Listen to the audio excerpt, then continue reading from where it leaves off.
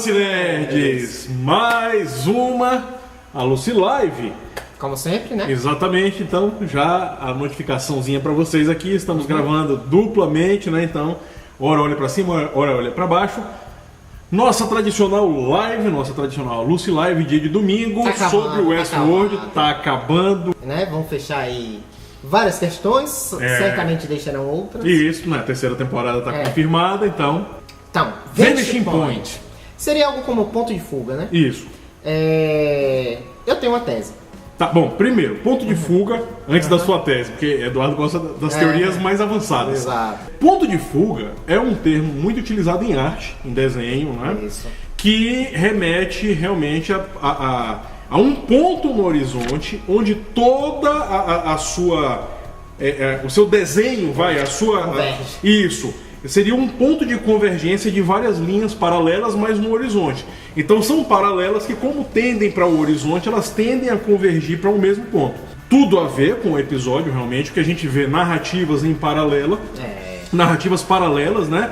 Tanto do Ford, do Ford também, né? Porque tá lá, junto com o Bernard, o William, a Dolores, a Maeve também. Apesar dela ter ficado deitada no episódio inteiro, exatamente. Isso. Mas então, ponto de fuga levaria a priori, né? Se fosse para fazer uma tradução literal do título, seria isso.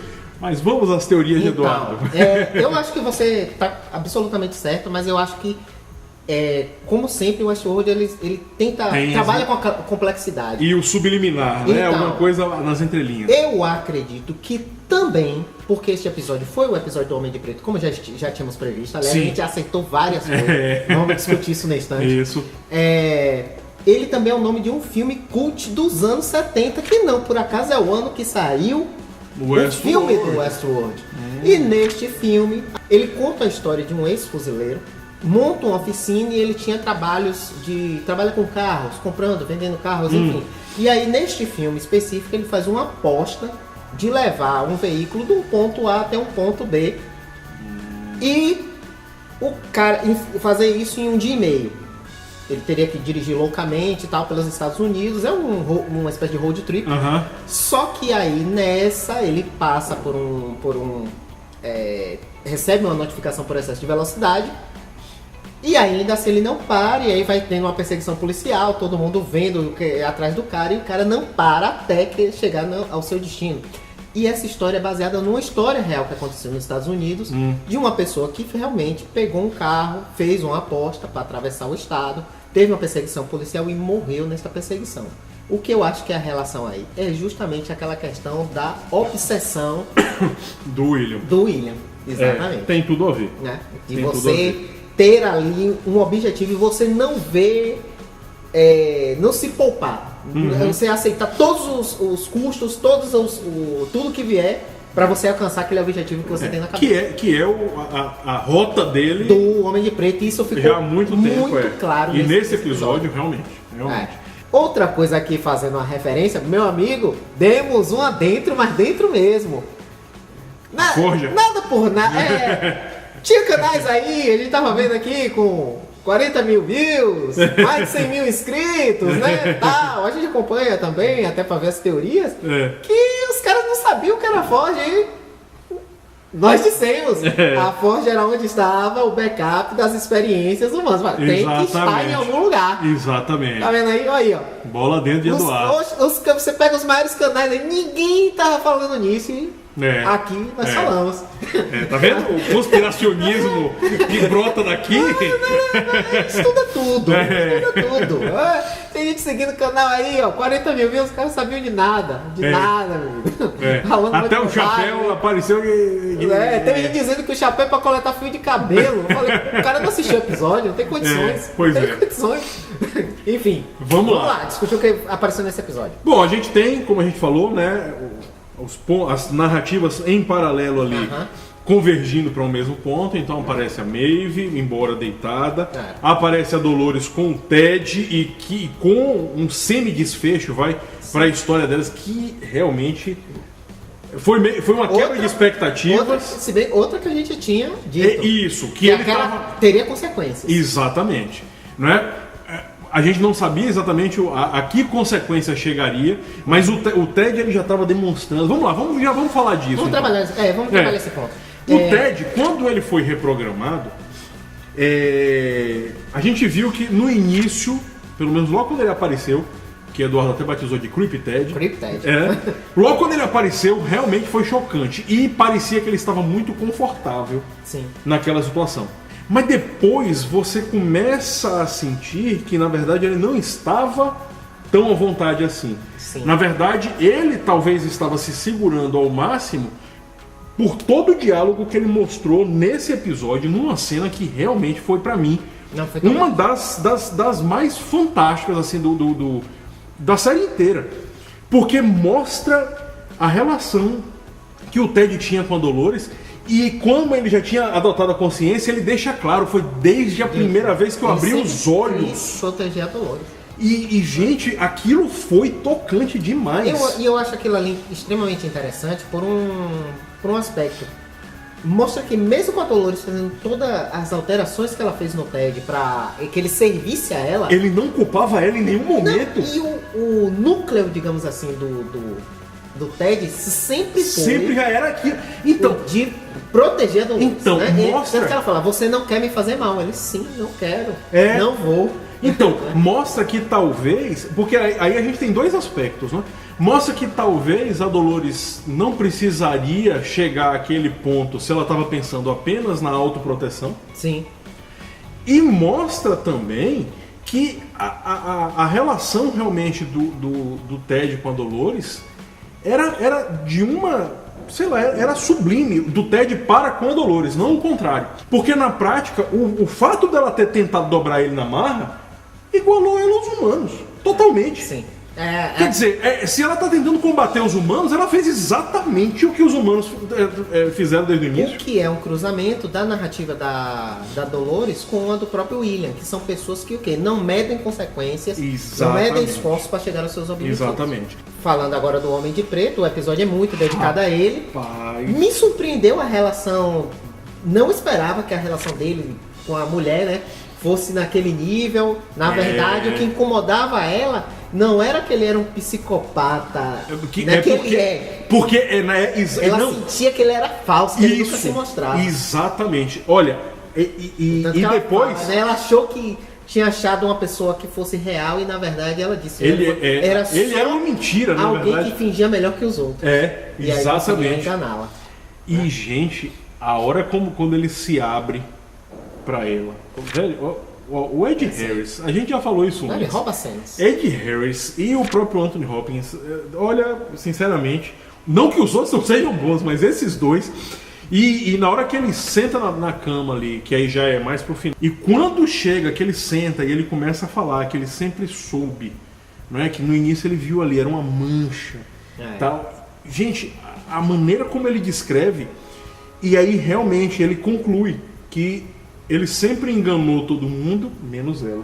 Sim. Que ela sempre sentiu. E aí o cartão codificado, que é o que o Ford coloca pra ele. Entrega pra ele, era justamente o fruto lá da... E mostra que ele tem realmente uma personalidade psicótica, que é o que ele está demonstrando nessa temporada. Isso. Olha um detalhe, é só um detalhe, mas olha como a série é interessante. Porque o encontro do William com o Ford no bar, o William fala assim, eu vim que eu ainda não tinha lhe dado as condolências. Dando a entender ali que possivelmente ele veio falar sobre da morte do... Não, talvez a morte... Porque era o Ford dando as condolências pro William. Então eu acho que era com relação talvez ao Logan. Entendi. Né? Ou o próprio pai, né? O Delos pai. Então. Só que naquela mesma noite que eles se encontram, é a noite que a esposa dele falece. É uns detalhes que a série coloca, né? Que você passa assim despercebido. Ele vem lhe dar as condolências e aí naquela noite a esposa dele morre. E é justamente, vim lhe dar as condolências e na verdade um presente, um cavalo de Troia, né? Porque ao entregar o cartão, o William achou que estava escondendo. Ele dispara todos os eventos que... Rapaz, o Ford, realmente, ele é o pivô do caos nessa série o tempo inteiro, velho. Se ele não tivesse entregado o cartão, aqueles eventos não teriam acontecido. Porque por mais que ele tivesse se aberto da maneira como se abriu, ela não teria visto as atrocidades que ele fez no parque. Por conta daquele cartão, que a Grace, Emily, né? Emily Grace, também descobre o pai. E ela morre por conta disso. Porque o pai não acredita, porque ele fala, eu ela nunca acha mostrei. que ela vai buscar a arma, na verdade. E ele fala, você não pode ser de verdade, porque eu nunca mostrei meu... ninguém teve acesso àquele cartão. Ao meu profile. Aí, quando ele vai ver, ela tá com o cartão, porque a mãe, antes de cometer o suicídio, tinha colocado na caixinha que ela faz referência no próprio episódio. E aí fecha tudo. Esse episódio foi até legalzinho, né? Porque ele deu a dica e já mostrou. Ele já foi mostrando fecha ali. Tudo. Ela bota o cartão ali dentro e aí vai pro banheiro. Exato. E aí, de novo, deixa claro, né, que também mostra um outro subterfúgio, da própria filha dele. Sim. Porque a todo instante ela parecia estar querendo se aproximar, mas depois ela chuta o pau da barraca e fala, na verdade é tudo mentira. Eu quero descobrir ao máximo tudo isso, porque depois que tudo isso terminar eu vou lhe denunciar. Exatamente. Não é? Ela deixa claro, porque mas ao mesmo tempo fica um pouco assim, eu pelo menos, eu não sei se eu me passei em algum momento durante o diálogo, mas em que ela fala assim, que ela queria entrar. Então dá a entender, talvez, que ela queria também fazer parte daquele projeto da imortalidade. O William ainda pergunta, você quer trazer sua mãe de volta? Aí ela fala que não é isso. Não é? Enfim. Porque a mãe frequentou o Durage, né? Então provavelmente tem as experiências dela também. Exatamente. Uma retificação não nossa, tem algumas teorias, alguns canais dizendo que o chapéu seria para coletar o DNA. Não, gente. Não. Sim. O DNA já é coletado porque quando você vai pro parque, você diz que seus fluidos são coletados. E aí... E você autoriza isso. Então... Tá lá no contrato lá que a Eduardo já descobriu, lá no site Belos banal, você tomar aquelas bebidas, fica saliva ali, seu DNA fica ali e a delas pode coletar. Exato. Ali, como o William deixa muito claro, está o scanner. É como eles capturam para as experiências cognitivas. Isso, exatamente. Toda a questão cognitiva. Né? Então, como é que eles capturaram a consciência? Inclusive o próprio Ford, como é que ele capturou a consciência dele para depois imprimir aquela consciência em 3D, que é a pérola vermelha? Ele bota um chapéu e aquele chapéuzinho captura, fica constantemente capturando ali sua mente, né? Seus processos mentais. E vai para os servidores lá na Ford. E durante um processo uma cena bem curta, né? Justamente a cena em que a mulher está assistindo. Você percebe ali que são vários quadrinhos de imagem, mas aparece o córtex cerebral ali, tá, com sinapses trabalhando ali o tempo inteiro, tá brilhando. Então, na verdade, ali realmente não só as filmagens, porque tem host para todo lado, então a própria visão do host pode ser coletada. É tudo um cenário, cenográfico ali fabricado para parecer o Velho Oeste. Então deve ter câmera fazendo a captura de movimento, que isso não era o problema. O problema realmente era como é que eles chegariam à consciência. Exatamente. E aí ficou claro, uma coisa simples, banal, o chapéu. E ele descreve até num gesto bem simples. Ele fala o scanner, ela fala, onde está o scanner? E aí ele aponta pro chapéu, está escondido. Está escondido, não sei o que Faz parte da sua experiência Westworld, aquele chapéuzinho lá que você escolhe antes de entrar no parque. Exatamente. A última etapa, que é o que a menina fala pro William, falta só você a sua última etapa, que é o toque final. Depois que ele já estava todo trajado, agora o toque final, escolheu o chapéu. Que é uma das que estão destacadas na abertura. Exatamente. Uma coisa que me chamou muita atenção na abertura da segunda temporada, a gente tinha comentado, pelo menos nos bastidores, a gente conversando, eu falava, poxa, eles estão dando um foco bem grande no chapéu. Sim. Mas na verdade, olha a mensagem subliminar que a abertura estava mandando o tempo inteiro. É justamente onde está escondido o scanner. O scanner, que captura as experiências. Exato. Toda a parte cognitiva. Toda a parte cognitiva das pessoas. Vamos lá? Maeve? Maeve. Bom. Maeve. Tá dando dó dela ali sim. Porque com uns grampos, tudo aberto, uns grampos, e ela só parada mexendo o olho. Encontra com o Robert Ford. Criador. E ele revela algo interessantíssimo, que ela é a criação favorita dele. Isso. Como Dolores pro Arnold, Maeve pro Ford. Exatamente. Olha, e outra coisa, confirmou, porque ficou uma coisinha aberta no final, acho que é bem no último episódio mesmo, ou no penúltimo da primeira temporada, que o Félix, foi o Félix ou foi o Bernard? Agora eu não lembro. que um dos dois chama a atenção pra Maeve que toda a fala dela é da fuga. A gente já tinha discutido isso aqui. A gente já tinha discutido, eu falei, alguém programou ela pra fugir. E quem foi? O próprio Ford. E aí sim, ele deixa claro que ele não contava com a evolução dela. O amor dela pela filha. Isso, a questão da maternidade. Quebrar a programação. Exatamente. E retornar, porque de fato ele tinha programado ela pra Ele fugir. tinha programado ela pra fugir, pra ter uma vida. Exatamente. Porque ele já sabia que o caldo ia entornar. Sim. Então ele deixa claro, na verdade ele queria protegê-la. E ele solta um desafio pra ela, né? Sim. Que ele fala, não é muito triste ver você terminar assim. Não deixe. Né? Não deixe terminar. E uma outra coisa que ele fala, e aí, se eu não me engano, ele fala com o Bernard, agora eu não lembro. Ele faz uma citação, que a citação é mais ou menos o seguinte. Em inglês seria mankind is poised midway between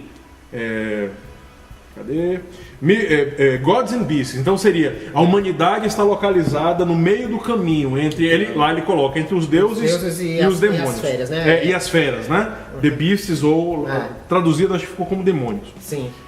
E aí ele fala, né, que talvez essa frase esse pensamento tinha um sentido na época de Plotino.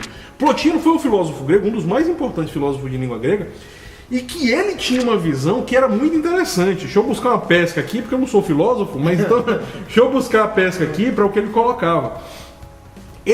O Plotino ele defendia que existiam 3 princípios fundamentais para a existência, dentro do discurso filosófico dele, que era o intelecto e a alma. Gente, nada em Westworld rapaz. E aí, resultado, né? Nos discursos de Plotino, ele deixa claro que o seria como se fosse o criador, o que concentra, né, a questão da alma e do intelecto. O aspecto divino. Isso. E os outros 2, os nomes já falam por si só. E veja, de novo, mais uma citação do Robert Ford, trazendo realmente aspectos que tem tudo a ver com a série. Porque se a série ela está tentando transcender a mortalidade humana, né? Ela está mostrando que um dos aspectos da Deus, talvez o principal que eles querem mais proteger... Eles chegam a falar isso, né? Que a raça humana é uma raça que se recusa a ter um fim, a morrer. Então, essa questão da transcendentalidade, ou seja, eles estão brincando de deuses. Sim. E ao mesmo tempo que eles estão tentando replicar o intelecto dos seres humanos, mas e a alma desses corpos? A programação já deu? A Maeve tem alma? O amor que ela sente pela filha é fruto de uma alma que foi talvez uma consequência da autoconsciência buscada por ela?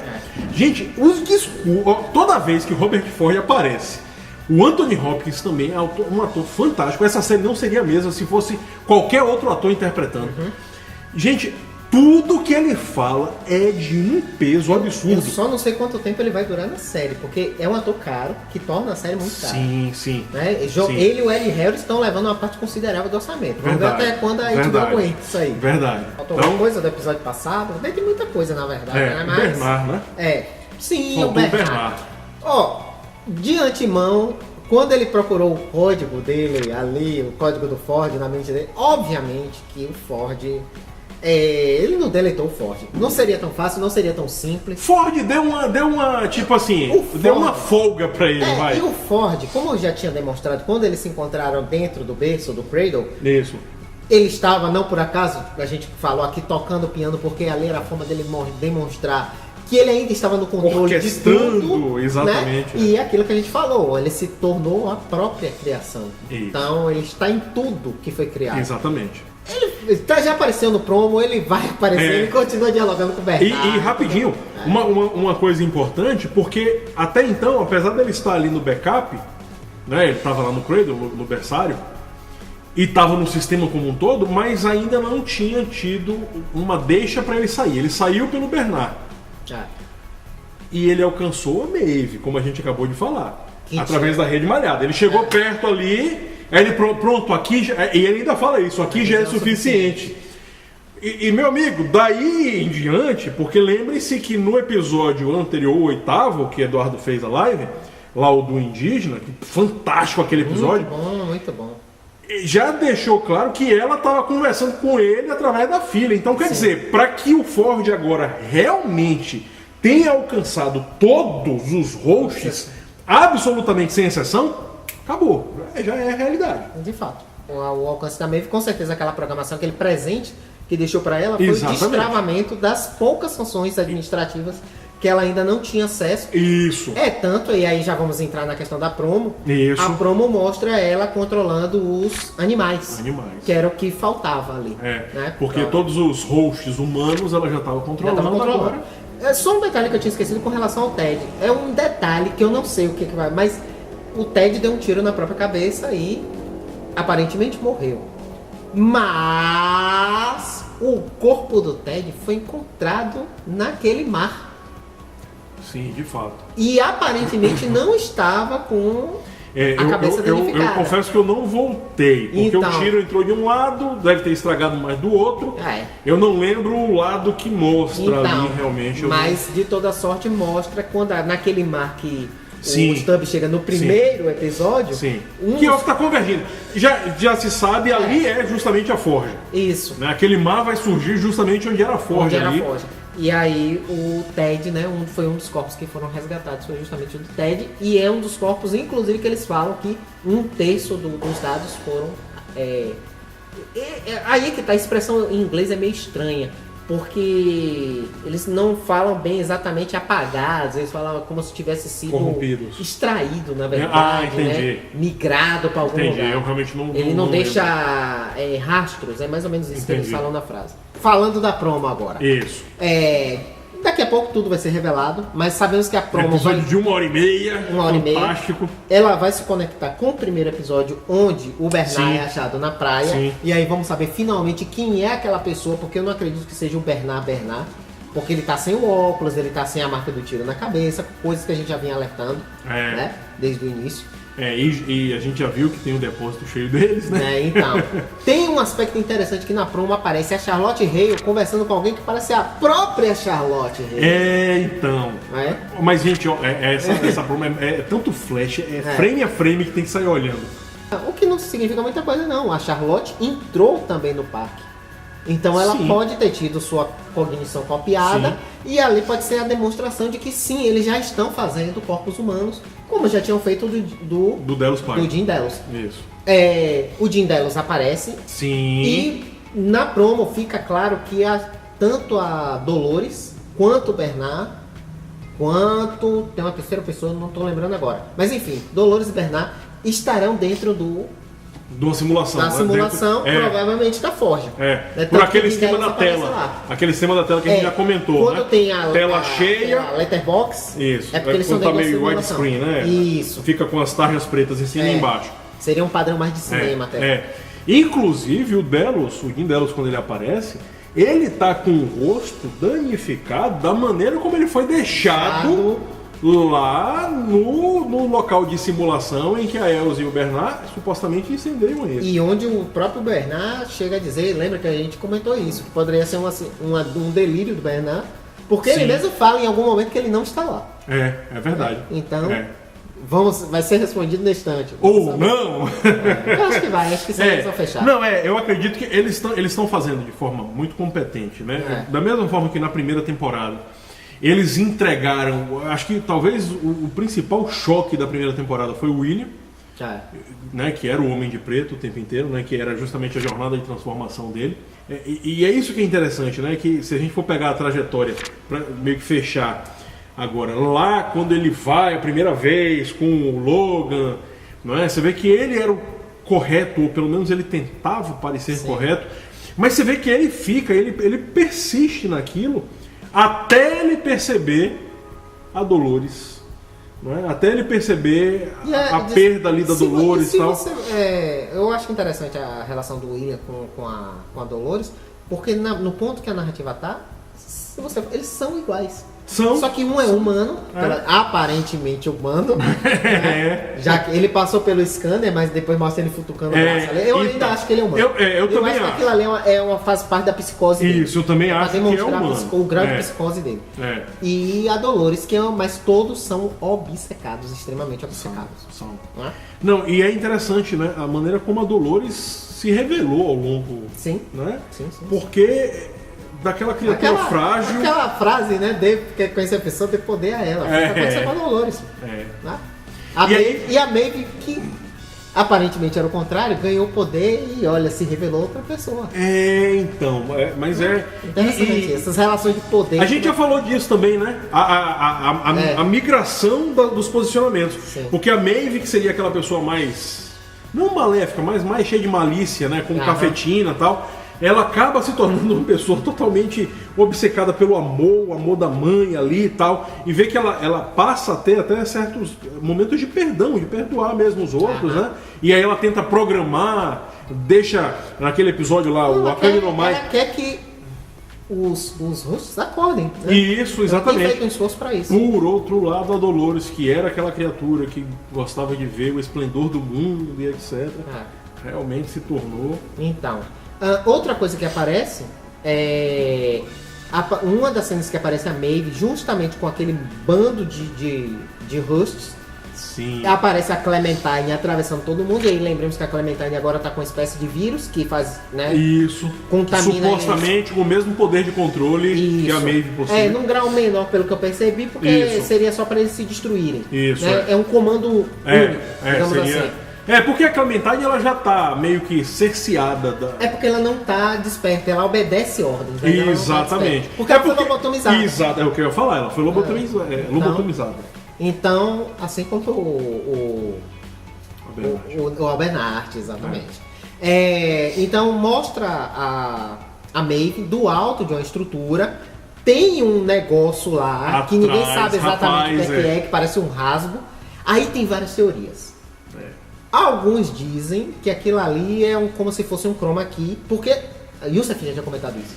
Gente, não tem como, é muito grande. As tomadas aéreas do parque é muito grande. sempre deixam perceber que o troço é enorme demais. E aí, ali seria o limite do parque, na verdade seria algo numa referência tipo o mundo de Truman. Isso, o show de Truman. É só um papel, um chroma key, alguma coisa. Isso. E ali seria onde alguém ou onde o limite abriu, realmente do território. E aí você estaria vendo né, onde o mundo do Westworld termina e onde o mundo real começaria. Porque você percebe realmente como se fossem dois rasgos assim no horizonte. E você, é claro, é perceptível que o cenário de Westworld meio amarelado e atrás você vê que tem um padrão de cor diferente. E realmente dá a impressão de que é um portal. Você vai atravessar um portal ali. Então. E saliente-se que um dos nomes que o Vale, o Além Vale, a Forja, também chama de A Porta, né? Exatamente. Também ele é referenciado na série como A Porta. Então, assim, eu acho que vai ter o link, porque se eles estão todos naquele lugar, e ali a gente, como você bem disse, é o local onde a Forja vai aparecer. Sim, exato. De alguma forma eles vão se afogar ali e aí conecta com o primeiro episódio. A questão é saber o que aconteceu com a Maeve, porque eu não lembro do corpo dela estar junto com os demais que foram encontrados. Não lembro nem do dela, nem o da Dolores, na verdade. O que me chamou bastante atenção foi o Bernard na praia. Na praia, diferentão. Né? Na praia mesmo, não na água, né?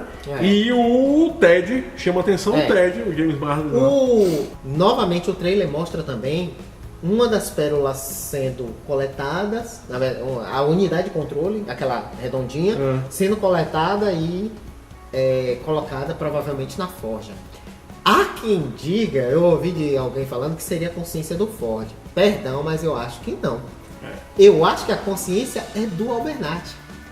Eu acho que finalmente a Dolores, porque ela tá na simulação, que só pode ser dentro da Forja, ela vai tirar a consciência do pai e vai inserir ali, e aquilo ali é que vai trazer todas as demais consequências. Entendi. Talvez, inclusive, aquilo do Bernard falar, eu matei todos eles, talvez dê controle absoluto, aí absoluto mesmo sobre o parque, talvez mande os dados deles para outros lugares, talvez dê novos corpos, enfim, alguma coisa vai acontecer, mas eu acho que a consciência que aparece no trailer que é tirada a bolinha e jogada lá, não é do Ford.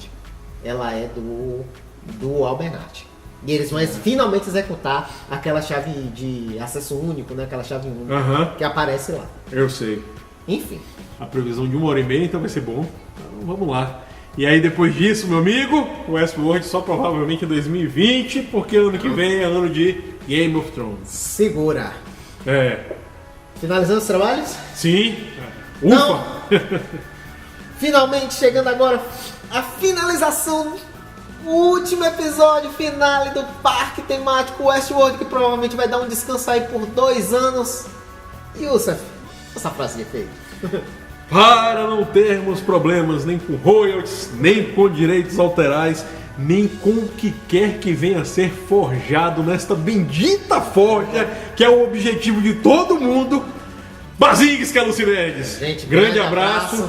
E aguardem que possivelmente a gente vai fazer um esforço para amanhã à noite a gente fazer uma live já sobre o episódio de hoje. Então a gente vai fazer um esforço, vamos ver o horário, qualquer coisa a gente confirma em rede social, mas tudo indica que amanhã a gente vai fazer uma outra live já para concluir os trabalhos mesmo, porque a gente não vai aguentar ficar até domingo que vem. E nem faz mais sentido porque o episódio era um esquenta. Exatamente. Não vai ter mais o que esquentar, então a gente talvez já faça amanhã mesmo. Amanhã mesmo.